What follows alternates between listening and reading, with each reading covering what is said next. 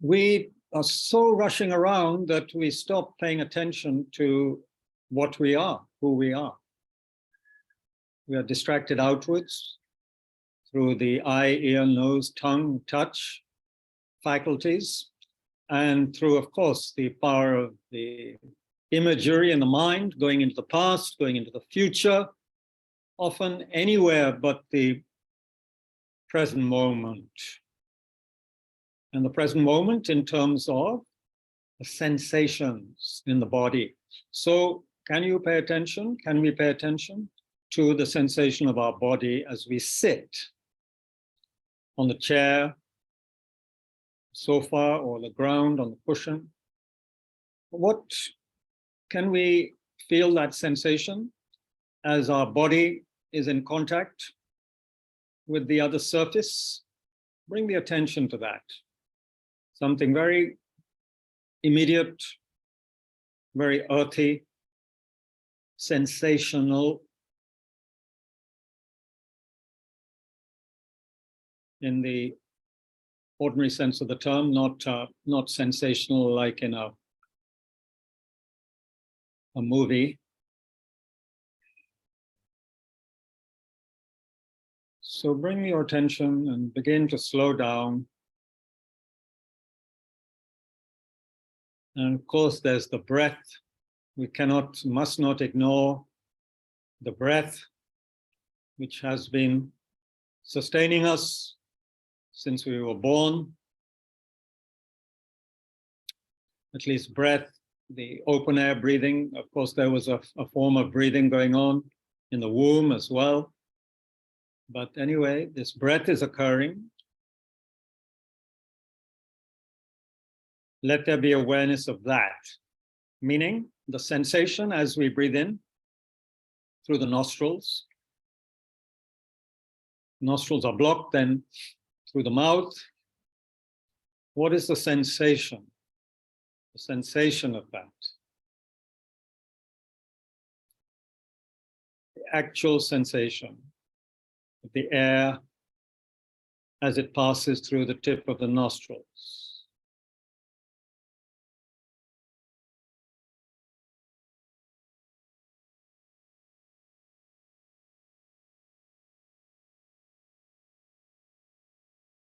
Let there be a sense of awareness of in-breath and out-breath, and the sense of relief, almost, relaxing, letting go and dissolving with the out-breath especially.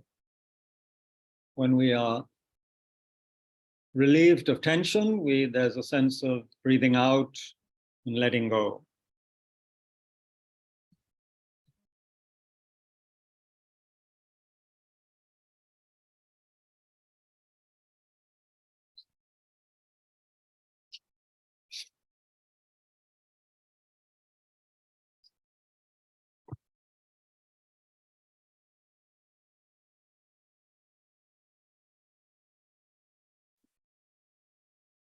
So let the back be upright and the front of the body open as much as possible. The uprightness is important for us right now as beginners because it echoes a sense of, it signifies a sense of confidence and natural dignity.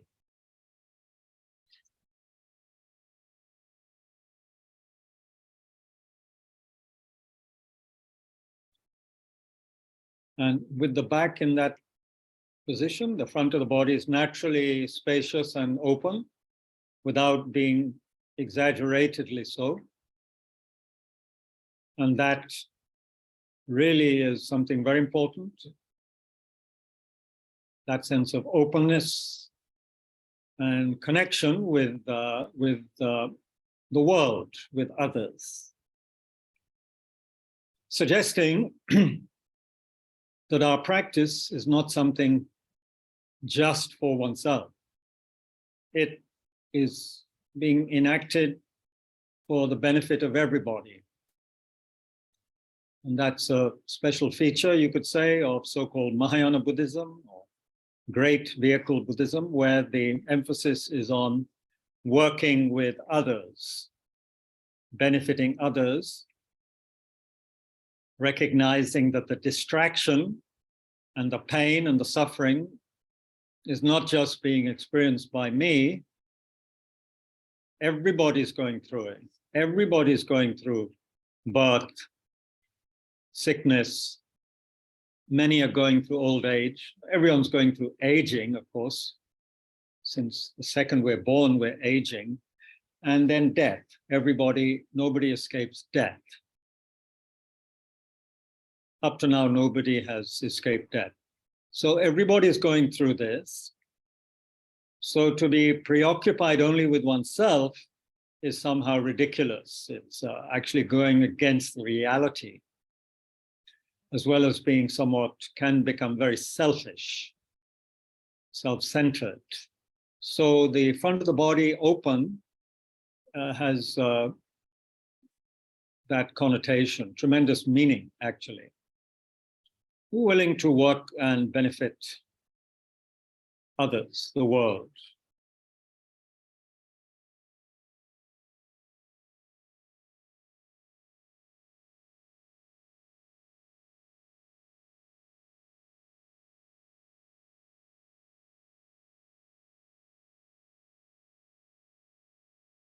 So in this posture, just gently be aware of sensation of breath.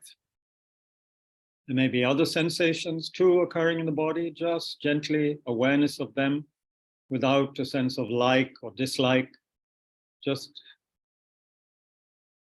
like a mirror, just reflecting what is happening without judgment.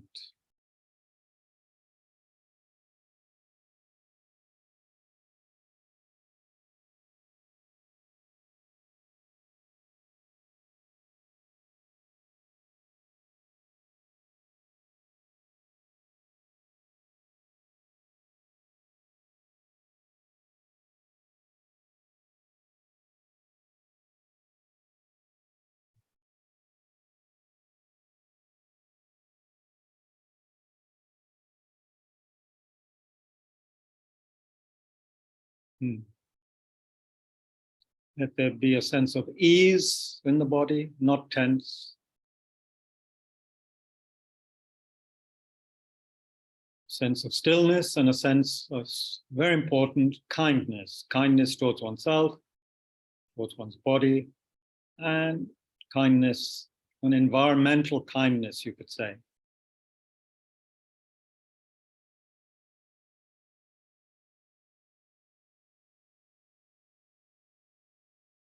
So that the peacefulness, the ease, the attentiveness radiates outwards as a kind of warmth,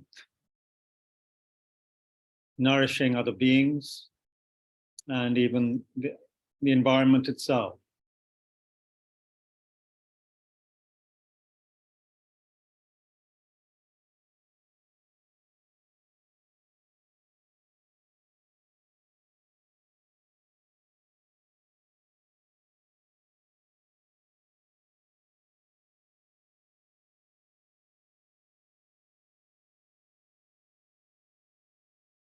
Many random thoughts, of course, are coming and going. That's natural, but no need to follow them. Just let them go. Gently come back to the breath, sensation of breath, or any other major sensation you're feeling in your body. Just paying attention to that. Relaxing with the out breath.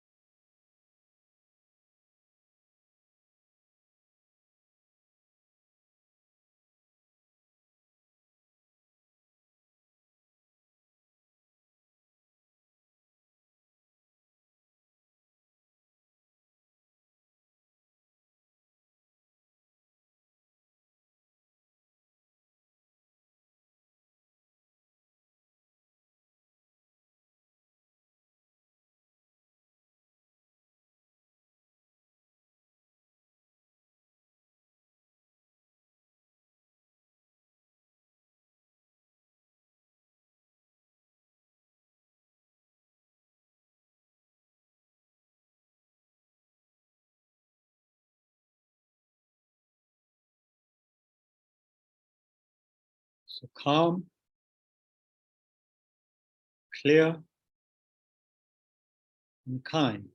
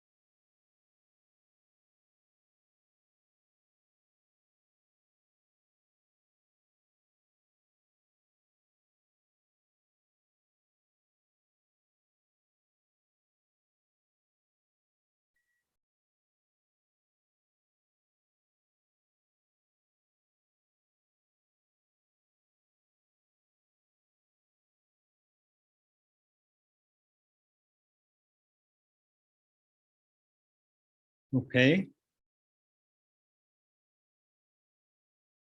Take a few moments to adjust to the next phase of the session, where there'll be some talking, more talking. But hopefully we can maintain that sense of calmness, that sense of clarity, and again, that sense of kindness, a kind of natural warmth, which is there when we slow down and pay attention. Actually, it naturally arises, you might find. Of course, it can arise with all kinds of other factors, which may be slightly hidden now. There can be many things arise, anxiety, this, that, but in time, we can also feel there's a natural sense of just being aware. And if we continue, we can feel a sense of trust and kindness in oneself and in others, which is very precious. So let's remind ourselves of some of the basic reflections before we get on to the main topic of today, which is purification. It's very important to always be aware of the so-called preliminaries. So-called preliminaries are very important. It's like the foundations of a high-rise building. If the foundations aren't proper, then that whole building will collapse. Even if it is, has the most beautiful roof and ornate carvings, it will all collapse if the foundations are faulty. So we do need proper preparation. One of the ways we do that in the tradition here, the so-called Nalanda tradition, so-called due to that extraordinary university that existed for 8 or 9 centuries or whatever, up till the end of the 12th century. That tradition, as kept alive by the Tibetans from the 8th century AD onwards, that tradition emphasizes 4 what are called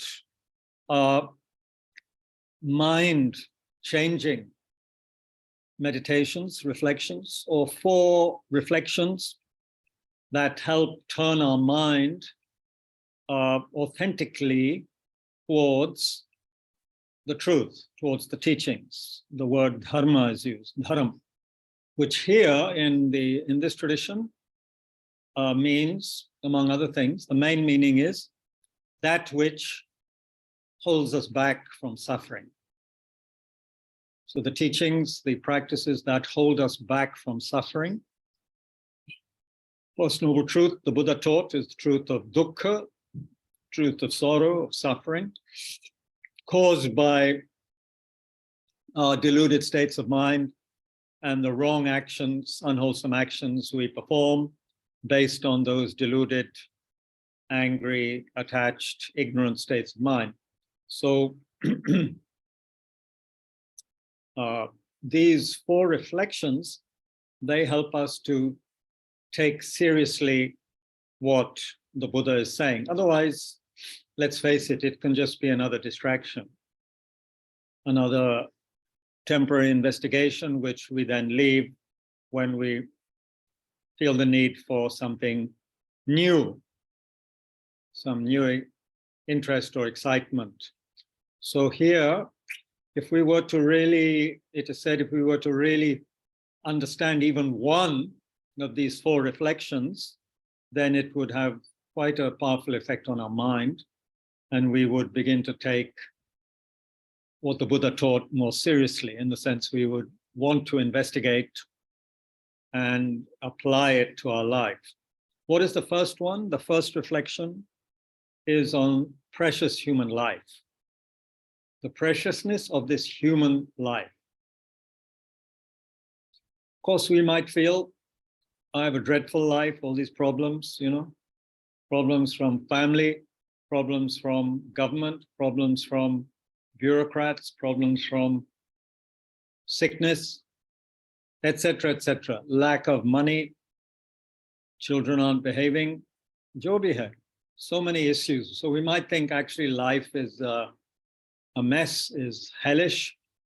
We might even feel kind of envious when we see dogs lying peacefully in the sun or in the shade with full bellies, especially those dogs that have, good masters, and give them pet food bought from these very fancy pet shops we now see in some of the big cities.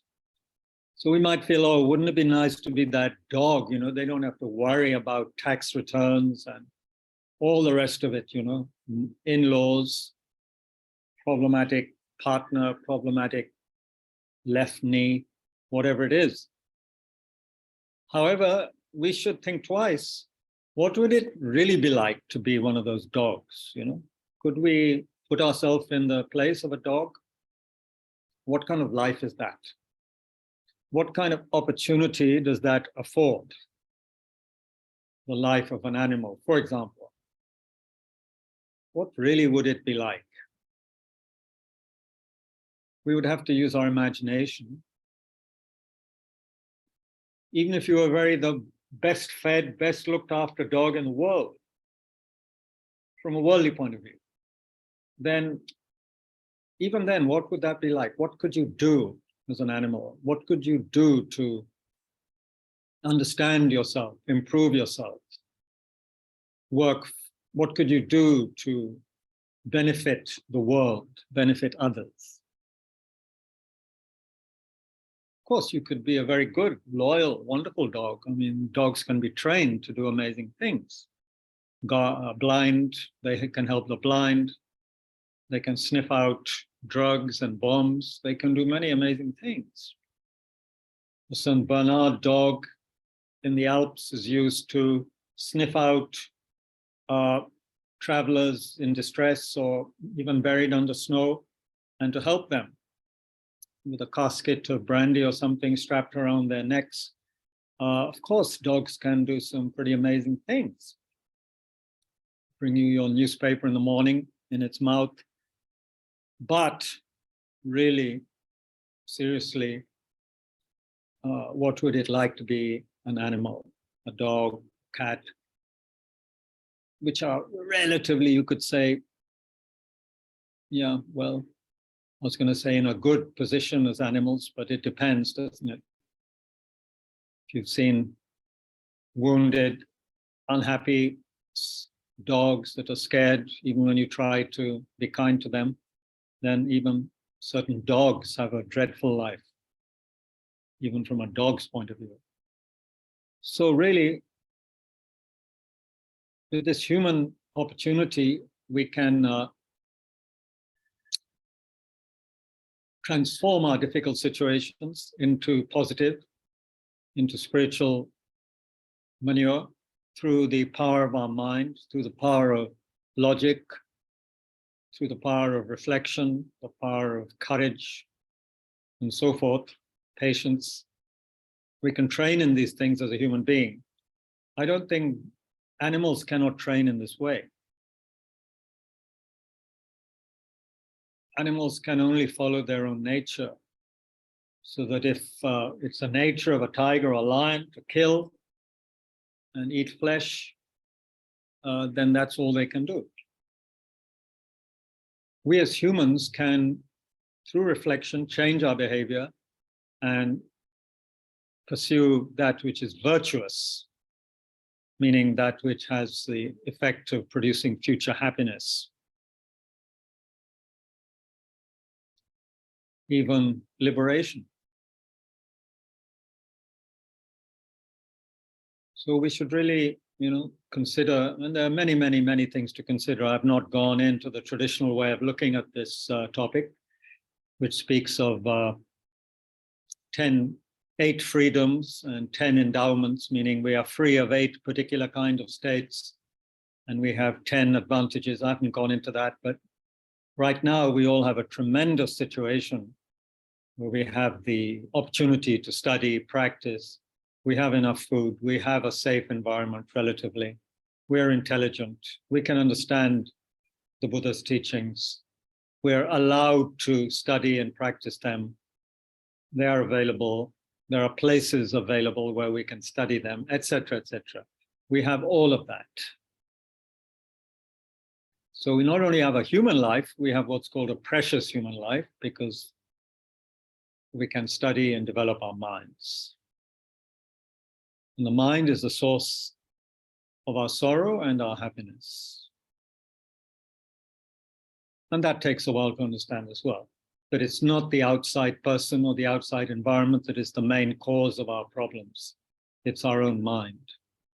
And what we have accumulated, the karmic tendencies we've accumulated, that is what creates our reality. Outward circumstances are simply triggers. This was brought out very wonderfully in Venerable Robina Courtin's recent online talk for Tushita Delhi.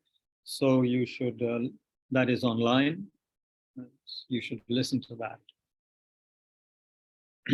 And there's some of it also in this teaching, which we're going to be looking at. How the mind is the chief. It's the source. Go one way, we create more samsara. Go another way, we create the cause for liberation and Buddhahood. But it all depends on what we're doing with our mind, not on external factors. Then the second reflection, after reflecting on the preciousness of this human opportunity, is to reflect on the fact that there is death, impermanence and death. This is critical to reflect on, because otherwise we all have that sense of permanence, a sense of, well, things are going to be as they are. I'm going to be alive tomorrow and the day after and next year, and 10 years I'm planning this, and 5 years I'm planning that. And we don't realize that we could be dead before the afternoon. And this is supposed to make us a little worried initially, but after that, it's meant to help us live in a full and wholesome way.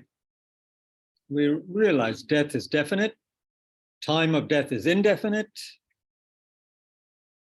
and really only a happy, focused, kind mind will help us while we're dying. Nothing else really helps. Medicines can relieve us of pain, but they cannot relieve us totally of the inner fear, anxiety, distraction, especially if we've been distracted all our life. Can't suddenly hope to become great yogis at the time of death. So we need to practice the teachings now while we still have the mental capacity, while we still have the precious human opportunity that we just spoke about. The death will definitely come, definitely. And it doesn't matter how old we are. We shouldn't think that old people will definitely die before me. we know from experience it doesn't work that way. Many heartbroken parents have to bury their children.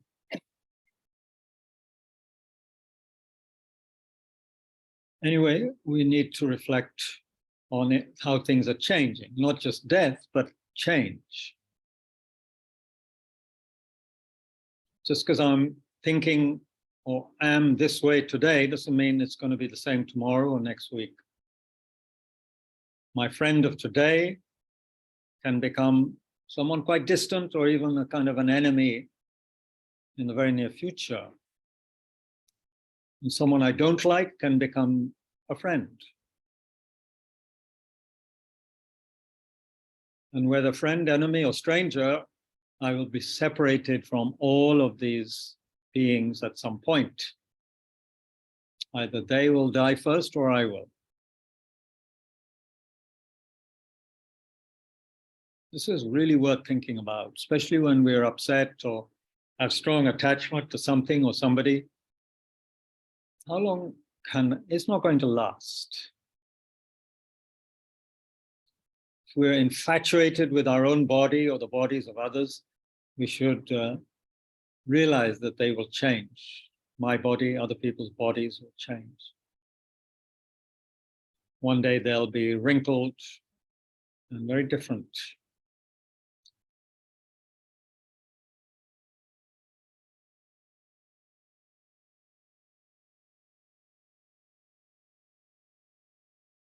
So death is definite, time is indefinite, time of death, that is, and only some kind of inner practice helps while we're dying.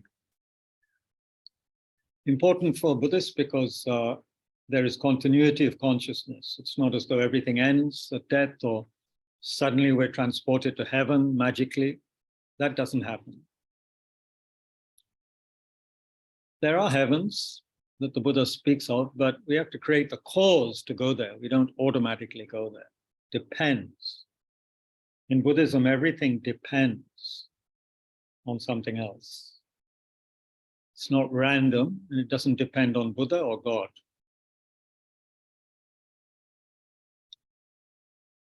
So death and impermanence. The third reflection is on karma, which is what we'll be looking at more. But all it means is it's something very scientific. It means that if there's everything has a cause. If we put into effect certain causes or actions, they have results. Unwholesome, negative seeds, actions produce unwholesome, painful results. Positive produce happy results. You plant medicinal seeds, you get medicinal plants. You plant poisonous seeds, you get poisonous plants. A little bit like that. So very, very vast teachings on cause and effect, karma, actions and their consequences.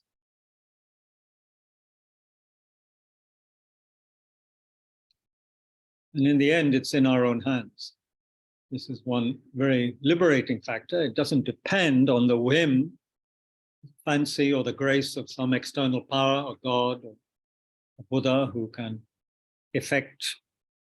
change our fates. No, we create our reality,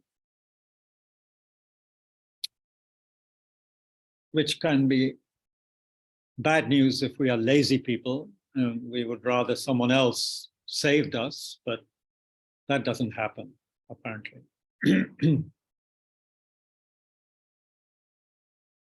Anyway, so cause and effect is the third thing.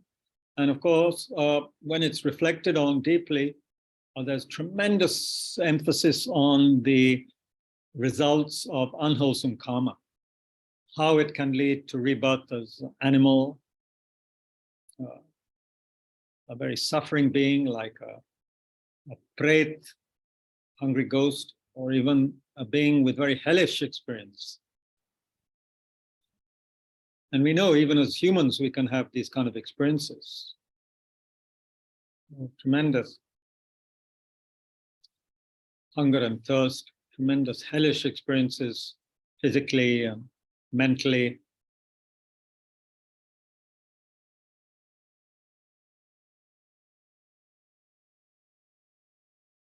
But here Buddha is speaking also of what happens after we die. It's not necessary that we're going to have a human life again. Certainly not necessarily the next one. So, actions. Are we aware of how we behave, how we think, how we speak, what we're doing with our bodies? And it can come as a shock sometimes to study these teachings and see what the Buddha said was the result of certain actions like killing, stealing, sexual misconduct, lying, harsh speech, divisive speech, nonsensical, idle gossip, greedy, covetous mind, mind of ill will, and mind full of wrong views. These 10 actions, 3 of the body, 4 of the speech, 3 of the mind, their results are quite devastating.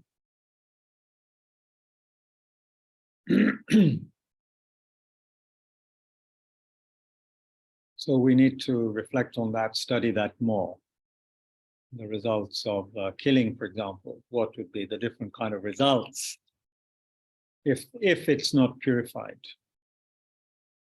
Remember, everything can be purified. That's the title of the teaching that we're going to be looking at. There's nothing that cannot be purified. There's no karma that can't be purified. However, it helps not to create a lot of negative karma. Why pile up the garbage?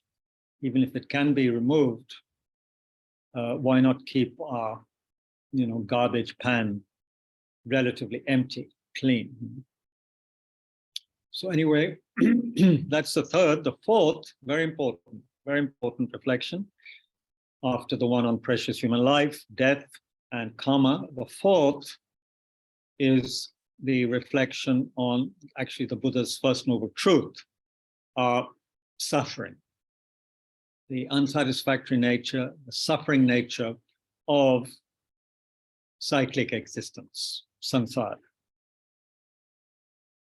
So unsatisfactory because the cause is unsatisfactory. The cause is the deluded states of mind, starting with ignorance, not understanding who we are properly, misunderstanding, thereby creating actions based on attachment, anger, jealousy, pride, and so forth, which create suffering.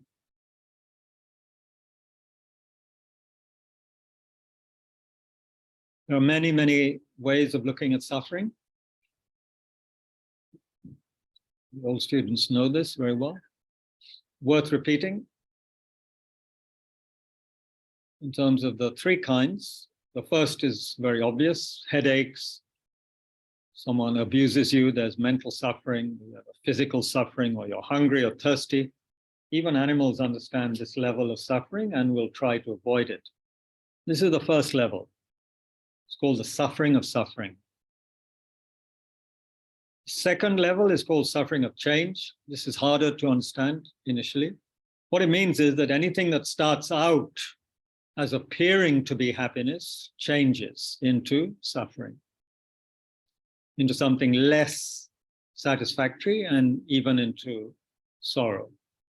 So whether it's a relationship or a meal, anything we start can start very pleasant, but not necessarily carry on that way.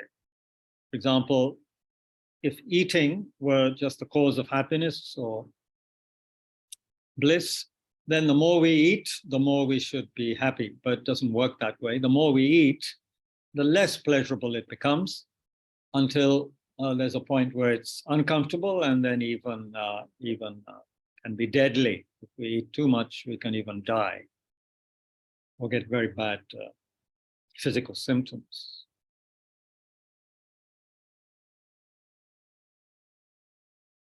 We may be happy in a particular place, but due to many causes and conditions, that will have to change at some point. And the mind will change, the environment will change, so forth.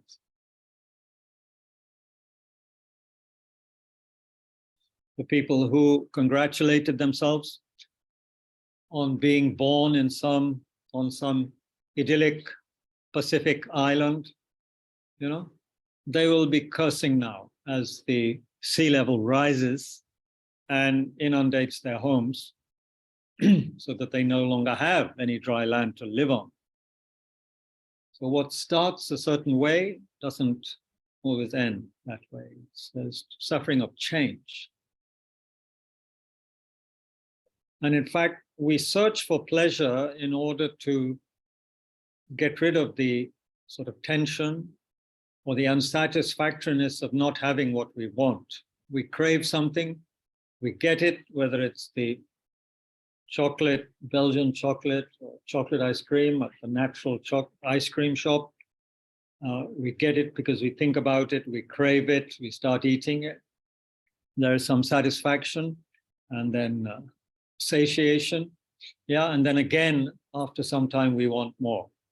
So there's no lasting happiness.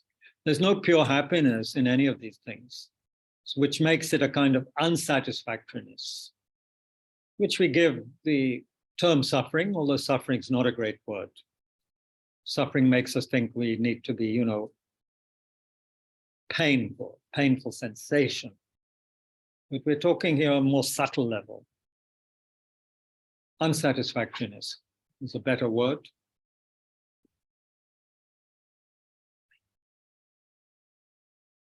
Third level of suffering is the deepest. It pervades everything. It's called all-pervasive, compounded suffering. It means this very body and mind we inhabit, which has a body, it has feelings, it has sensations, it has perceptions, it has all kinds of mental factors and consciousnesses, this body-mind complex. It is pervaded by unsatisfactoriness because the cause is polluted. The cause is tainted. The cause, as we said before, is ignorance, anger, attachment. That's the cause of this present body, actions motivated by ignorance, anger, attachment, jealousy, etc. That's what created this particular kind of body and mind we have. And although it's very precious, it has all these unsatisfactory elements right now. Just one example, because we have the seed of anger in our mind, cultivated in many, many previous lifetimes, we can therefore get angry at even very minor things. If there were no seed of anger in our mind, we would never get angry. Nothing would make us angry. Things might make us sad, but we would never get angry because the seed is not there. But because we have strongly cultivated the seed, the plant of anger, we can feel it very easily. So our whole life, you see, our whole being is dominated by these mental factors, motivated by ignorance.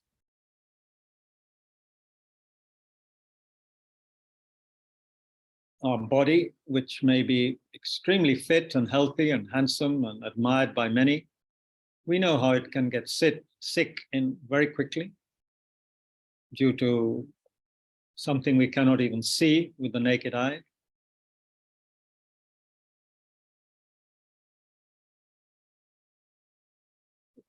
This would not always necessarily be the case. At a certain point, we could create, through the power of the path, the spiritual path, we could create the pure light body of a Buddha.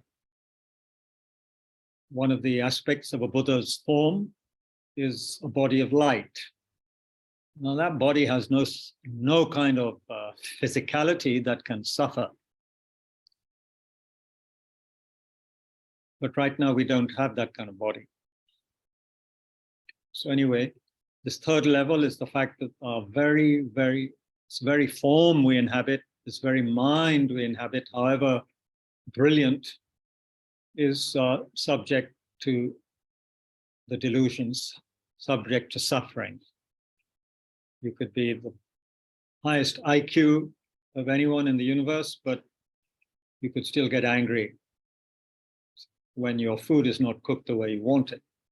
So that's the point. We have a seed of suffering within our minds and our bodies. Okay, so just a brief recap of the 4 mind-changing reflections. If we were to think about them really carefully, we would see that we're in a very dangerous situation, but also a potentially very wonderful situation, given our human abilities. So therefore, we would not want to waste our life on fame, money, pleasure alone, reputation. We wouldn't be obsessed by pleasure, gain, reputation, praise, all these things.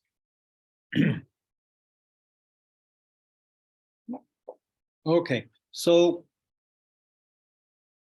this is just a background, just a revision, but it may have helped some people who are new, and even help some of us oldies to remember these 4 mind changings. So now we come to the text that Venerable Robina Courtin kindly sent to us after her teaching last week. And actually the first, we'll just look at the first chapter. There are 4 chapters. There's nothing better than purification is the first. The second chapter is karma. We create our own reality. Third chapter, there's no karma that can't be purified. And then the 4th chapter, purification itself, the practice of the 4 opponent powers. So I'm afraid you'll have to wait till the 1st of June to hear that 4th chapter. I hope we can do that by then. We will. It's very important. But today I want to look at the teaching that Venerable has included of Lama Zopa Rinpoche, which is the first chapter. That is actually a talk, a teaching that Lama Zopa Rinpoche gave at one of our centers called the Land of Medicine Buddha in California in 1999. And the title of that is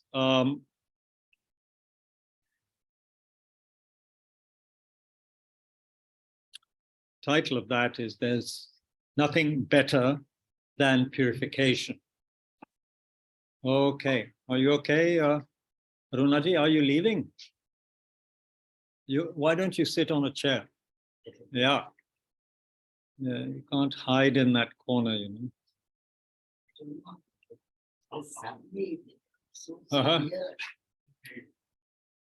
Can someone help her, please? Arunaji is very fit, but she is quite old now. Not at all?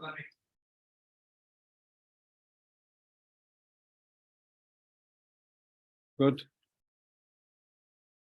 Okay, so there's nothing better than purification.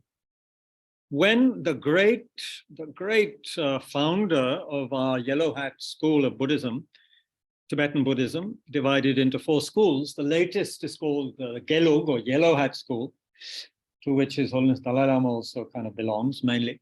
The founder Tsongkhapa, who lived in the late 14th and early 15th century, he was a very great saint, very great scholar and master, but and he had a very strong connection with, it is said, the Buddha of wisdom, Manjushri. So he would get advice, you see, from this archetypal Buddha, you could say.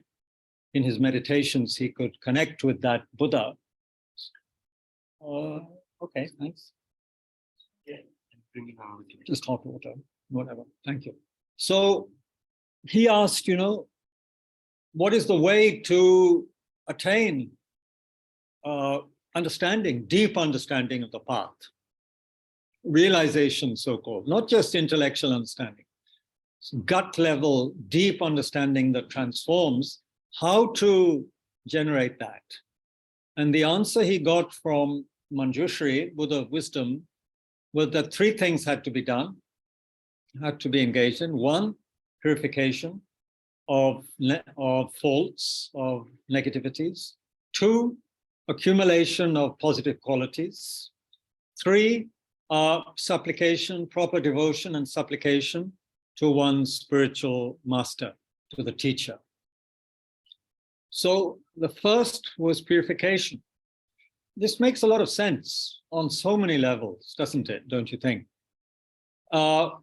Whether it's your own body, we engage in purificatory exercises every day. Most of us, we clean our teeth, we wash our bodies, If sometimes we take medicine that helps purge the body of poisons. If we invite people to our homes, people we respect or people we deeply appreciate or love, then even if we're a somewhat careless, dirty person, temporarily at least we clean up. We try to look smart. We clean up the mess in at least one room of our house so that the guests can feel a little bit comfortable. We wash up all the dirty pots and pans in the kitchen, or we get someone to do it properly. We make some effort to clean up. So this is all purification, right?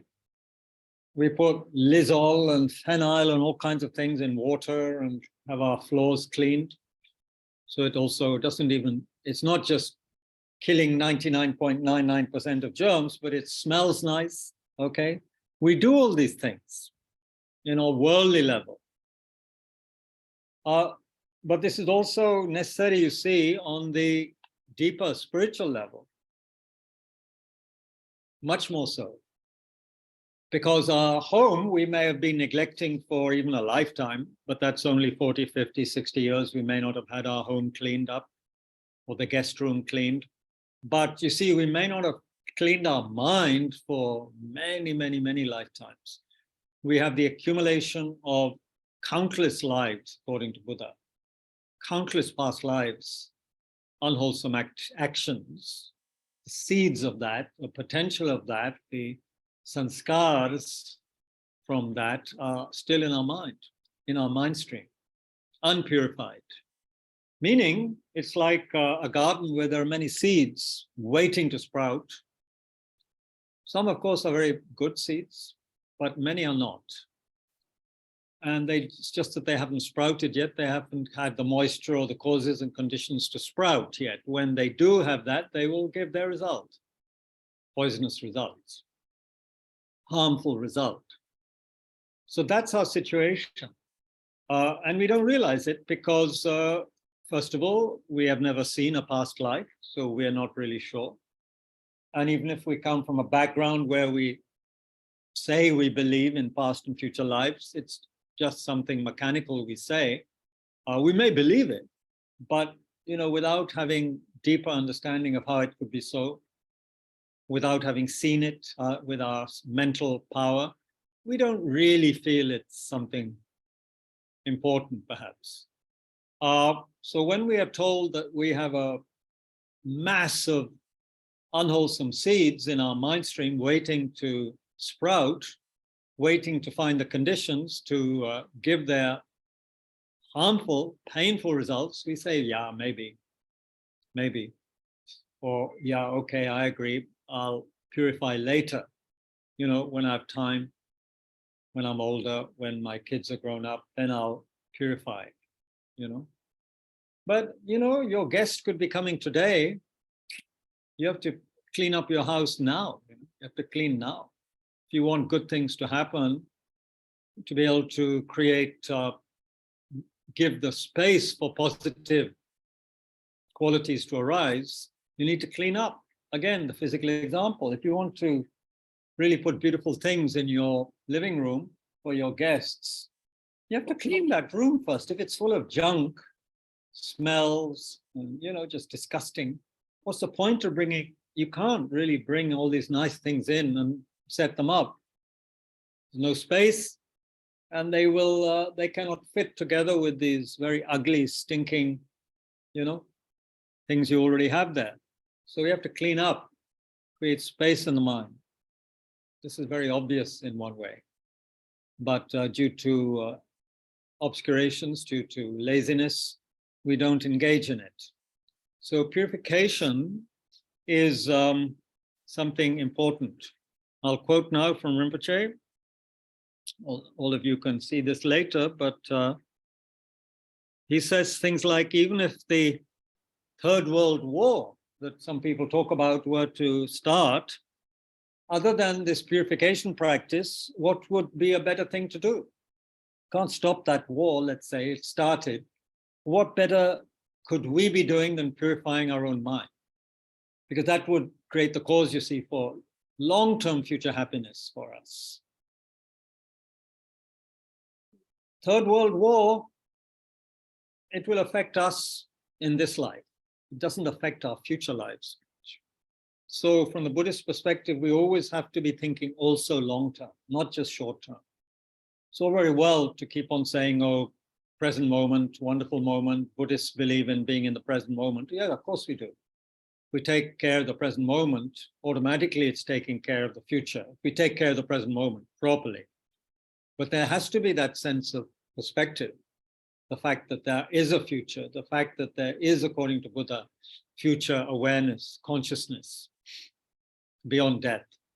So are we going to create conditions for happiness for that consciousness after death or not? Or are we just going to leave the garbage in the mind and, you know, whatever happens, happens? So Rinpoche says nothing better.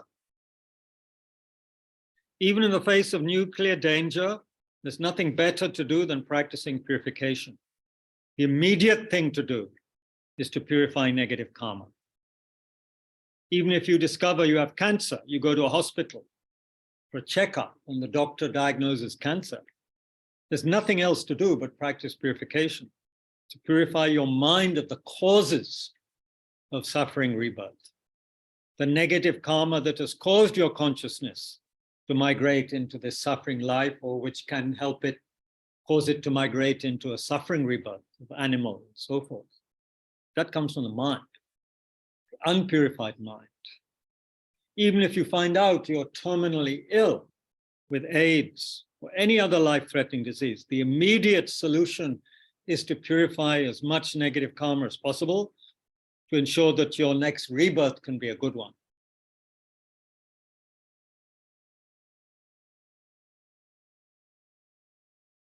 So that in your next life, one can continue to practice the Dharma, actualize the causes for enlightenment. Again, we don't really think this way, or we often do in terms of material things. If I do this, this, this, if I engage in this, this, this, we can be very careful in how we manage our finances, can't we? If I invest this there, if I do that there, you know, we spend a lot of time, some people, on how to invest their money, because we know that generally speaking, if we invest wisely in different ways, we can increase our wealth. And that if we engage in this and this insurance policy, it can help us in the future. So in the same way, why aren't we aware that what we do with our mind is having an effect on our future experience? We just don't study that. We're not aware of that. We're aware of many worldly things, that if we go to the gym, we can build up our muscles in this way and that way. And they're very precise, aren't they, in which muscles you want to build up, the specific exercises, specific, amazing, expensive machines that help us develop different muscles. You know? And then the food you have to eat, all these modern chemists full of big containers full of protein type foods, you know, which you need to eat if you're going to build up different parts of your body. So we're pretty good at that now. We can have trainers, can't we? Personal trainers who help us build up different muscles of our body. But we don't have that much experience or interest in building up different causes for specific future happinesses. For example, the teachings say, okay, if you want a strong, healthy body of a human in a future life, what do you have to do? What what do we have to do now? Sorry, I've diverted a bit from purification, but anyway, it's all connected.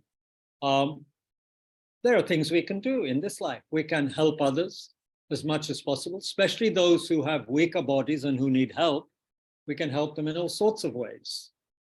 Carrying things, lifting things, helping them, in general, being of service to others, you know, and then of course, creating the general causes for a human life, which are generosity, which are pure moral conduct, also prayers to have a human life in the future and so forth, aspirations.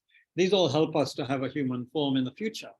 And the more we help others and give our bodily strength to help others, you can see how it makes sense that it would give us, if karma were true, it would give us a good result of having a good, healthy, strong body ourselves with which we can continue, you know, to benefit others, as well as ourselves, of course. Tremendous benefit. I recently went on a trek, and I was very kind of happy because they commended me at my age of being able to, you know, go up, you know, ascend up to 12,000 feet with almost 10 kilos on my back, be able to do it, you know. So having a good, strong, relatively strong body is a great blessing.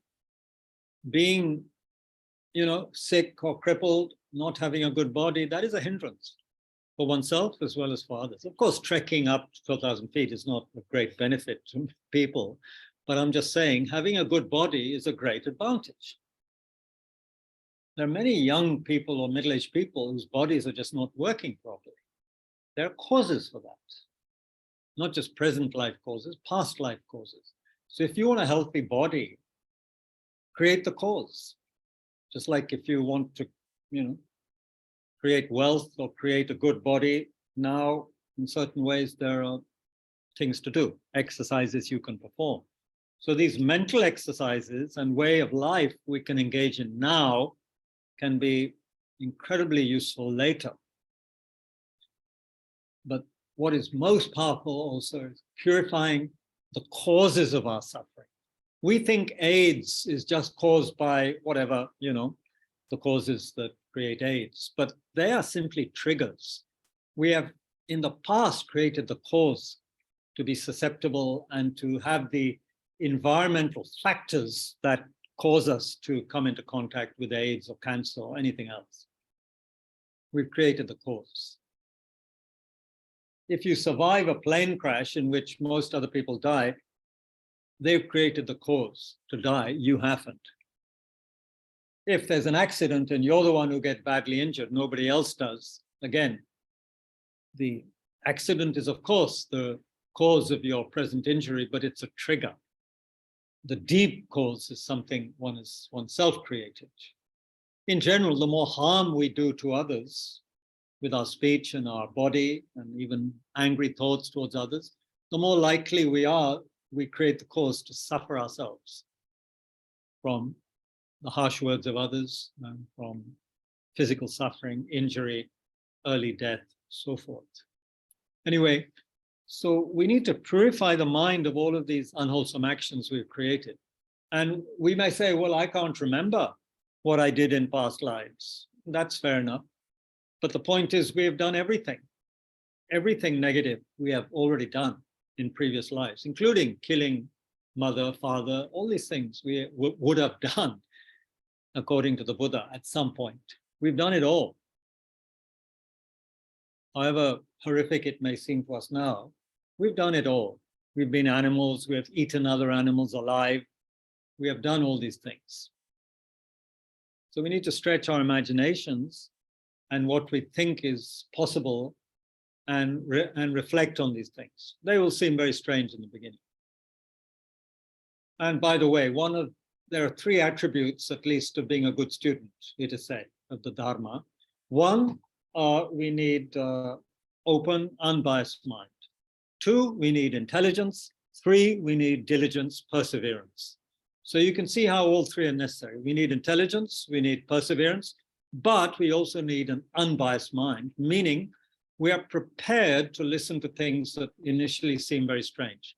We're not just going to come with our backlog of what we have learned and feel everything has to fit into that. Everything has to fit into my whatever westernized liberal education or my whatever education I've had. Everything has to fit into that mold or else I'm not going to listen to it. That mindset we have to get rid of. If up to now we are thinking absolutely not possible that there could have been past or future lives, well, we have to think again. We have to think maybe I can research this more. Since most people in the world, most religions have believed in past and future lives. All the great beings of Hinduism, Buddhism, and other religions have believed in it. Maybe there's a reason for that. Maybe it could exist. So then we can study these things with an open mind at least. So that we do need. That's important. There's a whole bunch of teachings on how to prepare the mind in the beginning, just to listen to the Buddha's teachings. Unbiased mind is a good idea. It's a good idea in life, isn't it? To not be too biased. We may be biased against, people with long hair and beards because of whatever, all of the news items we've read on, on Osama bin Laden and all these other people.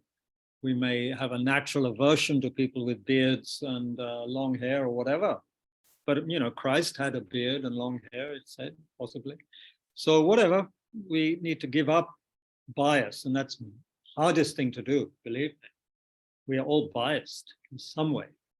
Gender bias, racial bias, ideological bias, religious bias, caste bias. Goodness, we have plenty of bias in India to deal with.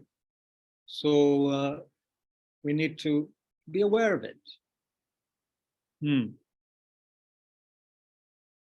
Then Rinpoche, being slightly humorous, says, when some people find out that they have cancer or AIDS, then they go on vacation to some pure land like Goa, Tahiti, or Rio de Janeiro, which I used to call Rio Degenerated. But I haven't been there for a while. Anyway, to some place that Westerners consider to be pure lands. But that doesn't help, doesn't solve your problem, doesn't heal your sickness or purify your negative karma at all. Just distracts your mind from the problem. Drinking alcohol, taking drugs to suppress your fear works for only a very short time and is just cheating yourself. Not only does getting intoxicated not solve your problems, it just leads to additional life problems. Therefore, even if you're going to die tomorrow, tonight, even this hour, there's nothing better to do right now than purify your mind. So, besides benefiting yourself, to be successful, to benefit others, you also need to purify your mind. Obviously, you need to purify yourself of sickness and depression and so forth if you're going to help other people. Can't help other people if you're sick and depressed all the time. In fact, one's just a burden for other people. So we have to purify the causes of that, which can be done because everything has causes. You see, this is the great thing. Second noble truth. Suffering has cause. It's not causeless. It's not magical. It's not God or Buddha wants us to suffer. Everything has causes. If we understand the causes, we can get rid of the causes. That's the wonderful thing. So wonderful. If you have some problem with your plumbing, you don't know the cause, you call the plumber, they're experts, they find out the cause, and they clean up your pipe system, You no longer have clogged pipes and overflowing WCs, because they've understood the cause and they get at the cause. Third noble truth, suffering can come to an end. The plumber knows that. He can unclog your clogged drains or whatever through understanding the fourth noble truth. Fourth noble truth, path, the path that leads to the ending of suffering, that leads to the ending of the clogged drains. So, number one, there is a clogged drain. Two, there is a cause. Three, there is a possible ending of it. Fourth, the plumber does what's necessary. So we have suffering, cause of suffering, ending of suffering, path that leads to the ending of suffering. So wonderful what the Buddha has taught us. First, noble truth can appear very bad news, to be told there is suffering, everything's unsatisfactory right now. But then you're told there's a cause, and you begin to say, oh, that's interesting. If there is a cause, then maybe, if I get rid of the cause, that would help. And indeed it does, completely. So the third thing is there is an ending of suffering. There is a complete, total ending of dukkha, of unsatisfactoriness. But we have to engage in the methods, the path, the truth of the path, marg. So,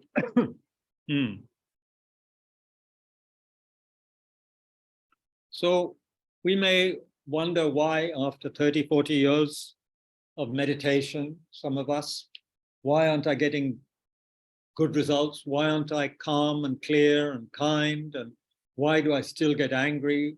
Why am I still this and that? Why do I still waste my time? The answer is we have not purified enough. We've not purified the mind. We've not, because we think we just get rid of a few things we can see, then it'll be okay. No, we have to go much deeper. We have to engage in purificatory practices that rid the mind of very ancient negative karma lodged within the psyche. There are methods for that. And the method taught here is one called the 100-syllable mantra of Vajrasattva, which I can only talk about in a general way because I'm not qualified to teach it at a deep level. To get the most benefit, one needs a particular teaching, initiation, empowerment from a very qualified Vajrayana master, someone who is qualified and expert in the Tantra, Vajrayana. But we will, of course, discuss it. But that's the main purification practice being spoken of here, Vajrasattva mantra. But there's also the practice of prostrations, doing full-length prostrations. There's a practice of anything actually that we do based on the four opponent powers, which is the subject matter of the fourth lecture, but I'll give you a preview now. Anything we do based on that actually can be purificatory. So you can say, okay, I'm going to go to Tushita today and pay real attention and do what I can to listen and practice what is taught. And I'm doing that within the context of the four opponent powers. So what are they? The first is a sense of regret. Why regret? Because anyone who you see has consumed poison will feel regret. If you have taken poison mistakenly through the power of ignorance, you will want to purify your body. You will feel regret you took it, but you won't just sit there crying or being guilty. You will go to the hospital and get your stomach flushed, pumped out. Yeah. So healthy regret is very important for cure to happen. You have to feel regret, otherwise you won't take any action. You'll just die. Second opponent power is the power of refuge and compassion, meaning we feel regret because we've created negative karma. Negative karma has harmed me, it has harmed other people. So we take refuge as a Buddhist in the Buddha, the Dharma, the Sangha, and we generate compassion as an antidote to that negative action. Yeah, we take refuge in that which can help us. We don't take refuge in sex, drugs, rock and roll, money, prestige. Those things are very, very temporary benefit. Yeah, we take refuge in the Buddha, in the great doctor, in his medicine, the Dharma, and those who help us take the medicine, the spiritual community, Sangha, Buddha, Dhamma, Sangha. And then we generate compassion because, as they say, if you've harmed other people, the best remedy is to generate then compassion for other people and help them. That's the direct antidote, isn't it, to harming? Previously, you laughed and made fun of old people. Now you help old little old ladies cross the road with a kind mind. That's a direct antidote to your previous action of harming them or laughing at them, trying to trip them up, whatever horrible things we did as young people. Refuge and bodhicitta, compassion. Also, another way they say, if you fall on the ground, you use the ground itself to pick yourself up, don't you? If you fall on the ground, you push on the ground and to help yourself get up. So in that sense, we have harmed others, but then we use others to help ourselves get up. We help them. So we've harmed others. We use compassion and love to help us get out of that negative situation, purify that negative karma. That's the second opponent power. So the power of refuge. The first was regret. The second is refuge. They all begin with R, so you can remember that. Third is the actual remedy. So the remedy suggested in this teaching is the 100-syllable mantra of Vajrasattva. Again, another very deep teaching, which I can only mention a little bit about later, tomorrow maybe. And that is repeated typically 100,000 times, at least. And that can take 1, 2, 3 months, depending on how slow or fast you are. Some people can do it very quickly, but the point is to do it thoroughly and properly. It's not to do it quickly. So 100,000 is done simply because that's a good number. And it's not about numbers. If we do 100 Vajrasattva mantras very purely and properly with regret and so forth, that's very powerful, very powerful. But 100,000 is given because the more we do it better, the more purification. Okay, we do it very thoroughly. That's the third, is the remedy. And it could be other things like compassion, meditation, prostration, anything. The fourth opponent power is the power of, oh dear, what is it? Regret, refuge, remedy, resolve. The resolve or determination not to engage in those actions again is the fourth, which my teacher has amended a bit to say, look, sometimes you cannot resolve, oh, I'm never going to kill again, never going to steal again. Some people just can't say that and shouldn't say that because they will then steal again and that would be lying, to the Buddhas. So say, okay, I'm not going to steal for a week and then stick to that until you can make the resolve and I'm not going to deliberately steal again. Or I'm not deliberately going to kill a mosquito again, But maybe initially we have to say, okay, I'm going to experiment not killing a mosquito for a couple of days. Then you stick to that one. It's not easy because we have many fears around mosquitoes, right? Not to deliberately kill them may feel very, very strange for us, very threatening for us. But believe me, even a simple idiot like me has not deliberately killed a mosquito for, I don't know, decades. So it can be done. And you'll find, interestingly, comically, that if you don't kill them or harm them, and you even have nice thoughts towards them, even if they're buzzing around you, keeping you awake at 3 a.m., if you have nice thoughts towards them, they stop bothering you at some point. They don't eat you up so much.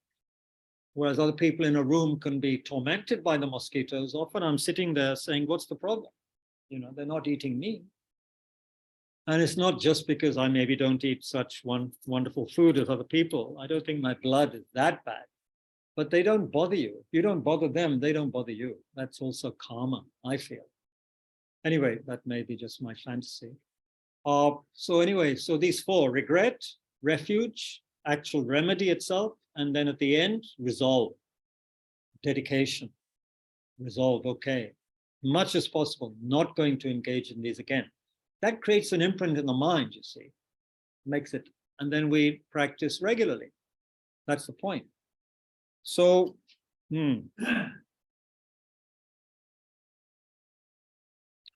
we do this purification because, as Rinpoche says, you see, the words which we have been repeating for maybe 30, 40 years, or the words which we've just been meditating on have remained words, and they haven't connected with our hearts and transformed us.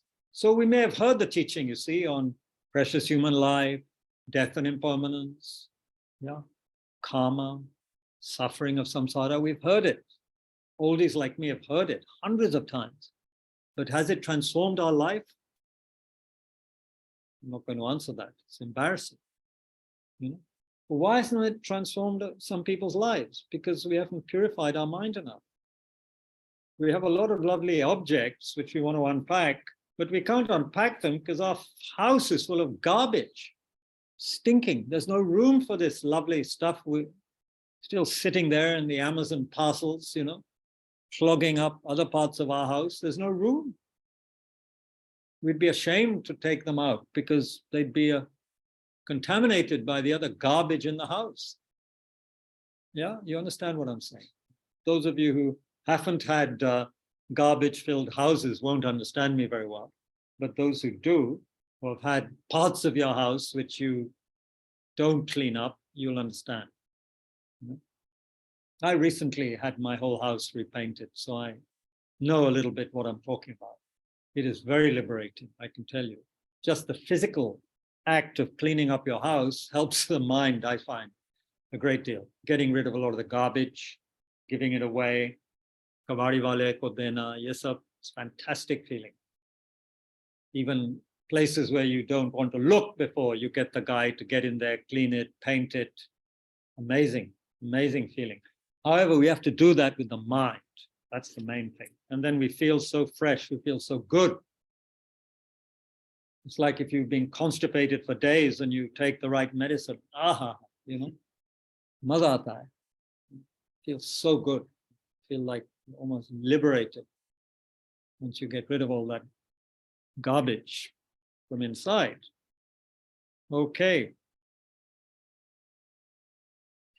A rock might have been immersed under water for a long time, but it still remains very hard and solid. Similarly, our minds may have been around the Buddhist teachings for a long time. We've been reading and listening to these teachings for ages, but nothing's happened. There's been virtually no change in our minds.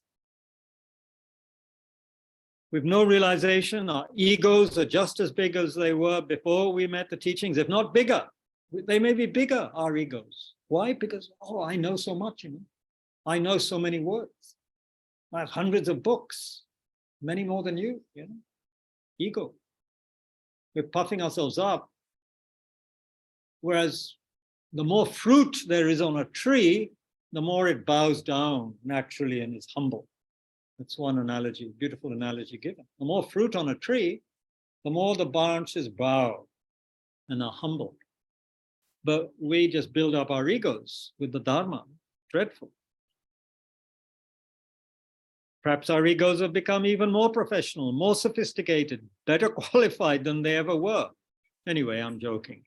So, however, if you've been meditating on the stages of the path for a long time and feel no benefit, your mistake is that you haven't practiced enough purification and haven't collected enough positive energy or merit.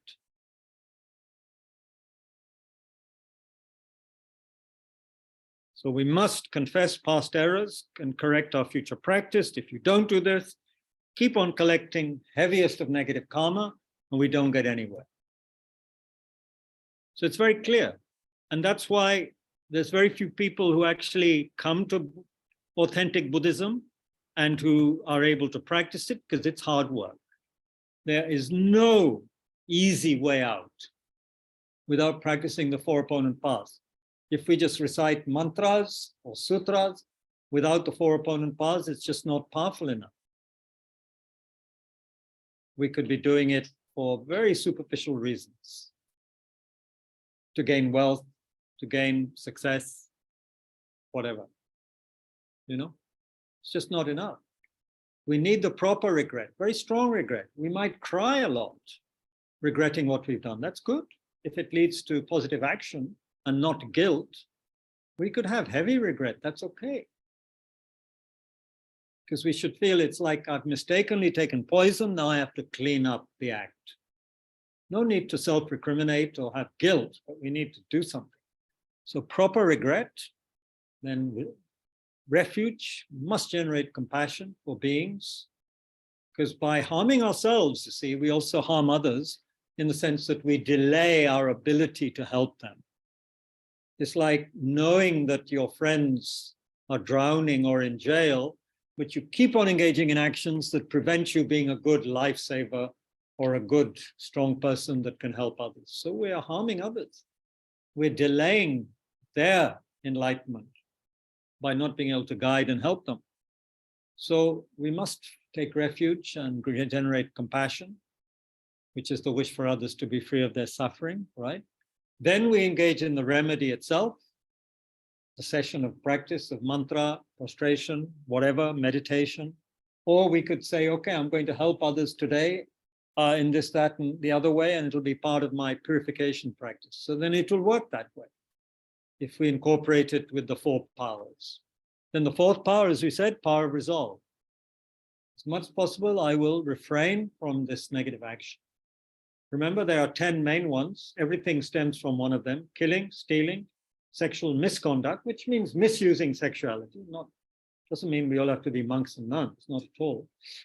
Then there are 4 connected with the speech: lying, harsh speech, divisive speech, dividing people through speech, and then idle gossip. Then there are 3 connected with the mind: ill will, harmful thoughts, covetousness, greedy mind, connected with attachment, and then ignorance, wrong views, like thinking, oh, just this and this ritual will help me purify, or standing on one leg for 20 years is going to purify or be beneficial. These kind of things some people do. This is wrong views. Even some people think sacrificing others or children is going to be beneficial in some way, or animals, and that is considered totally a wrong view in Buddhism. It's just negative karma, actually. So being free of these 10, practicing their opposite, we should resolve as much possible to do that, as much as we can. So, okay, we have a little time for discussion. Sorry, not much time. So if anyone wants to say something, I've given you the power to unmute yourselves. Anybody here at Tushita have anything they want to say? Is it clear what I said? A lot of material, sorry.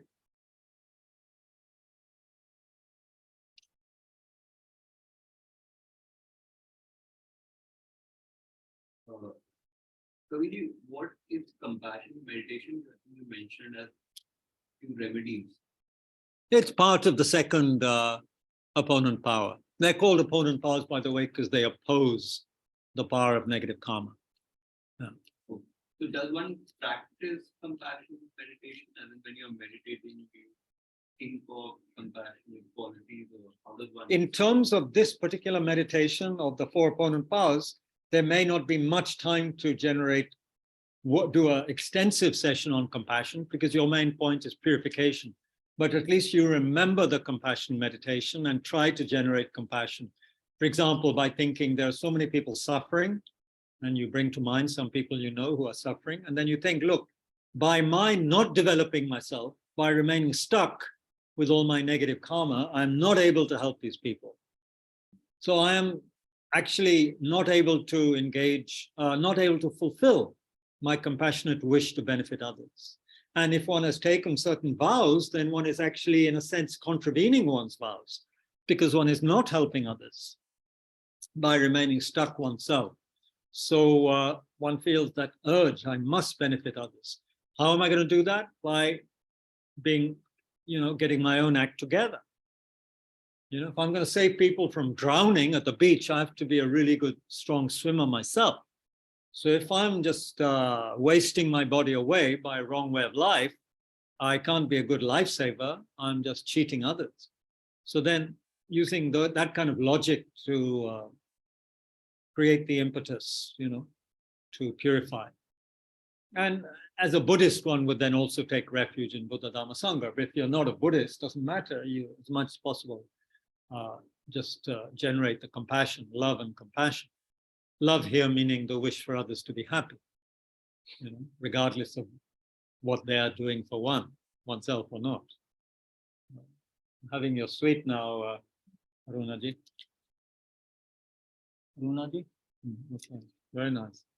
Okay, so was that what you? Yeah. Does that answer your question a bit? Yeah, I got it. There are extensive meditations on compassion, of course. Basically, you're saying when you're meditating, or you probably cultivate thoughts that are less about yourself than more about helping others. And to do that, one should try to make oneself better in terms of capabilities, like bodily capabilities. Yeah, but here it would mean simply also we have to recollect how people suffer. That can be very powerful, because compassion is the wish for others to be free of their suffering. So often we don't pay enough attention to how people are suffering. We know our own suffering a little bit, but even there we don't know the second and third level that I mentioned. We're aware of physical suffering, mental pain, but we're not aware of the suffering of change, not aware of the deep all pervasive suffering I mentioned, that our very body-mind is contaminated by past karma. That in itself is unsatisfactory. The more we reflect on these things, the deeper our understanding of our suffering and how pervasive it is, and therefore how pervasive other people's is. So then we no longer feel jealous of people who are millionaires and who have yachts and who go around the world and are very rich, because we know they're also suffering in myriad ways. And actually we know it also due to the magazine articles, right? How they suffer. Broken marriages, this, that, and the other, court cases, blah, blah, blah. But even the ones who appear to be only successful, they're only successful for this life. If they're not creating positive karma, next lives, they just have to experience the effects of their negative karma. No way they'll be in the same situation in a future life. No way. You know? So then we have a deeper appreciation of dukkha, unsatisfactoriness. But often it doesn't happen until we first think about people we are close to and their suffering. Then we can extend. Because ultimately we want to be able to feel the same way towards even people who harm us. Who harm us. Because they're also suffering. They're no different in that respect. They want to be happy. They don't want to suffer. Just because they cause me suffering doesn't mean they are not a human being who wants to be happy. It's just they're stupid or whatever, or careless or misguided or under the power of habitual actions. That's why they behave badly. And they're just creating suffering for themselves, karmically speaking. So in Buddhism, we say actually we should feel the most compassion for those who are harmful people. They are creating so much pain for themselves in the future, even though right now they may escape the police and actually be in very comfortable surroundings, you know, somewhere, not having to, you know, pay the price for their negative actions right now. But there's no such thing as getting away from karma unless we purify. And then if we purify, everything can be purified, you see. That's the great thing. All these negativities are temporary. Dirt, if you like, on the mind stream. They're not the essential nature of our mind. The essential nature of our mind is, as we say, Buddha nature. Natural light, clarity.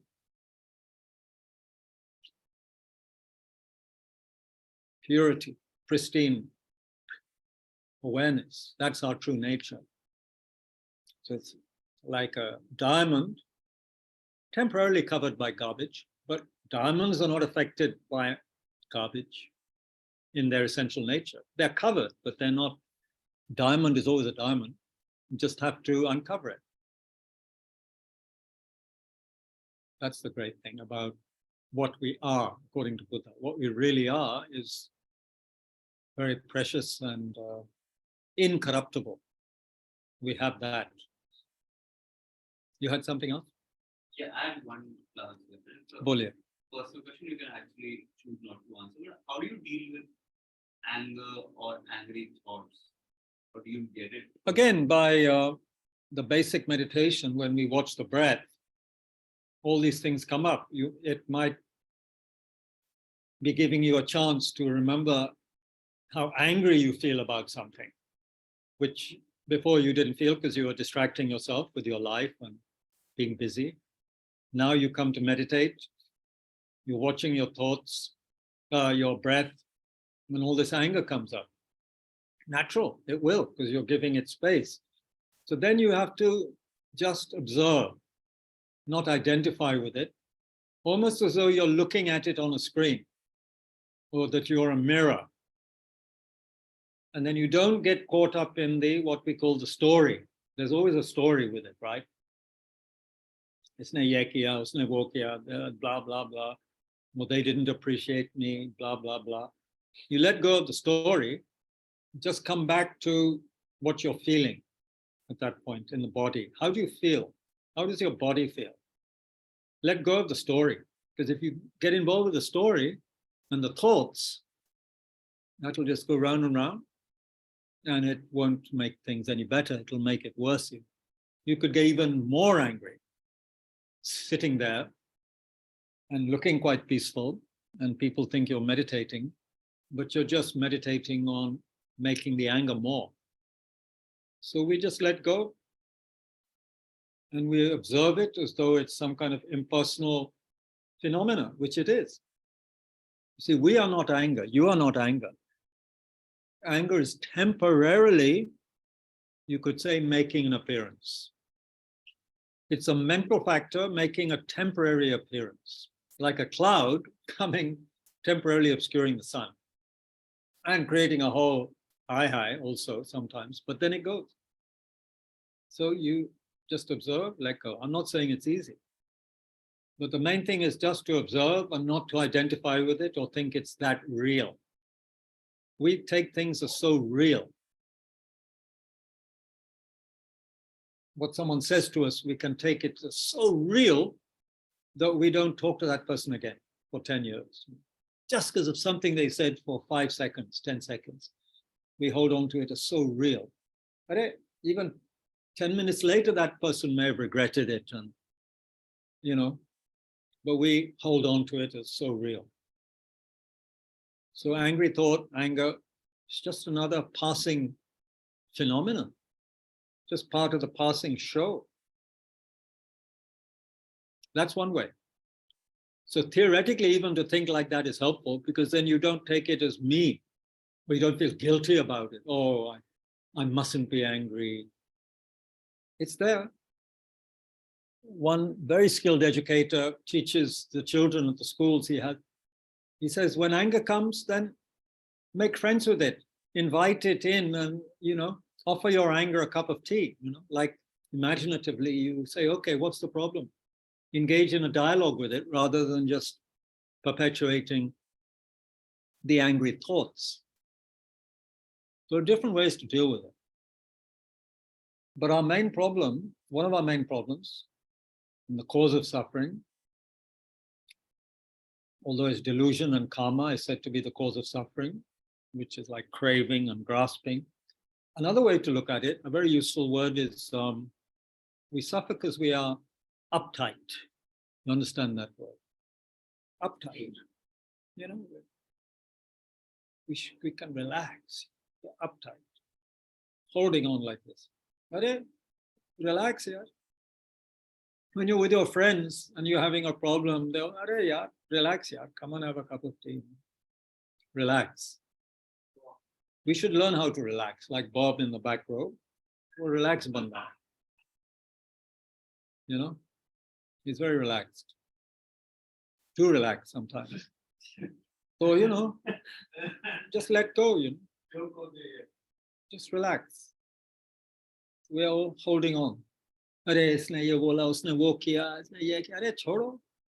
the problem? Why are you keeping tension? We are programmed to become tense right now. We need to slowly relax. Slow down and relax. But you can also read teachings on anger and how to work with it. We have to realize how destructive it is also, because if we perpetuate it and keep on having angry thoughts and acting them out, of course, with our words, even if not with our hands and legs, it's very, very negative. We know how anger can destroy a good atmosphere, a good relationship. You may have a party which is going wonderfully well for hours, then all it takes is one person to get really angry, and they could destroy the whole atmosphere of that nice party or gathering. One person getting really angry, saying something nasty, isn't it? So they say it's like that. One moment of real anger can destroy so much positive energy. So we need to be actually very careful of anger. And anger also has as its fuel, according to the great Shantideva, the great 8th century Indian scholar, Pandit, it has its fuel in mental dissatisfaction or frustration. So we have to learn how to be more relaxed and happier, because the more unhappy we are, the easier it is to become angry, isn't it? The more frustrated or unhappy we are with whatever, and we can make ourselves unhappy with anything. It doesn't have to be the people we live with. It could be we have a habit of making ourselves unhappy by thinking about certain political parties or people or ideologies or religions. I mean, it's useless. We're just polluting our minds. We should let go, be more relaxed. Otherwise, we're just creating the conditions for anger, irritation. And if we bottle it in that way, also then it can erupt. So anger, we don't run away from it, we just observe. Let go of the storyline, which is the words and all the memories, let it go. What does it feel like? Just watch that sensation. Continue breathing in and out. Relax with the out breath. Very helpful. Just don't take it so seriously. It's not real. As one teacher said, you don't have to believe all your thoughts. Belief means hold on. You don't have to believe it. Thought is just a thought. A cloud is just a cloud. A cloud is not the sky. Cloud is not the sun. Just temporarily obscuring. So that can be helpful. Anyone online? Because we need to stop soon. Pradeep ji, anything? Kabir ji, no thanks. I was just reminded of the saying that don't take your life too seriously. I don't know. As a sports journalist, did you take things too seriously? I did. Now I don't. Okay. Well, better late than never. Pradeep ji was sports journalist for Hindustan Times and other papers. Just I wrote a book recently. It's not cricket. Haji, anyone else before we stop? Divs, Ajir ji is in Australia. Naveen ji, somewhere in the south. Sujit ji is in Dehradun. Jugantar is northeast. Joya Roy is Chirag Enclave.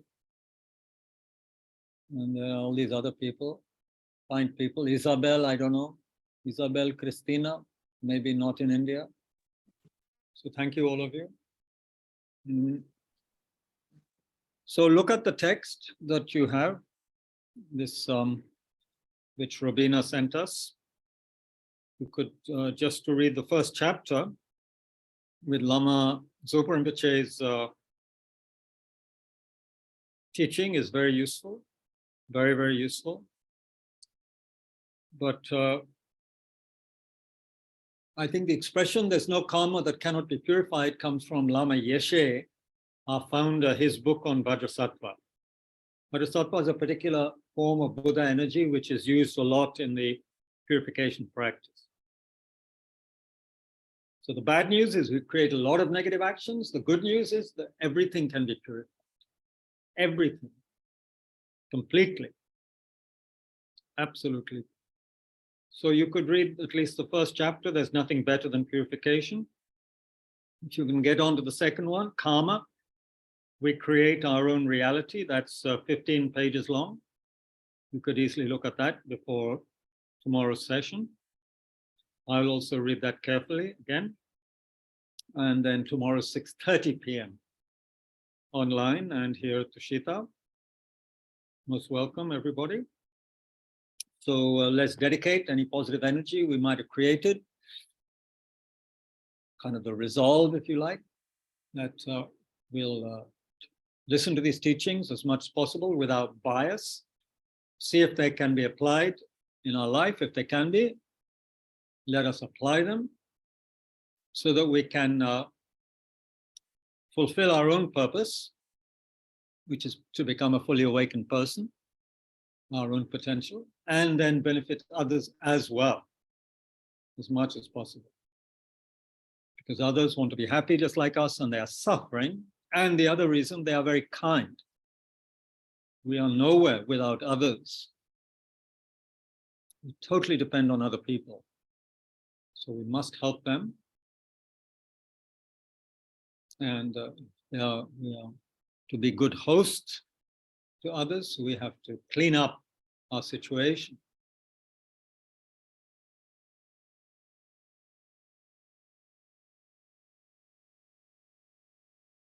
Tibbs, you've raised your hand a bit late. What did you want to ask? No, Kabirji, I had raised then only when you were asking. So while you were mentioning about one of the speakers, Pradeepji, who was a sports journalist, I was featured in Hindustan Times as an athlete once. So I was just wanting to mention that once I was into sports and I had achieved. So there were a lot of things happening then also. But once you start getting stagnated in your body, like once you start getting uh, uh, like you are more into lethargic or in a sedentary lifestyle, everything just gets caught up in your body. Everything is just staying in your body. But once you are moving and your body is also moving, and once you are out in the sun taking all the forces, like how does this manifest in body? Like moving your body and being active and having a sedentary lifestyle that gets you more depressed. How does all this? Yeah, everything's connected, isn't it? Better to go out and keep healthy. And in Delhi, if you're in Delhi, we have many beautiful places in Delhi.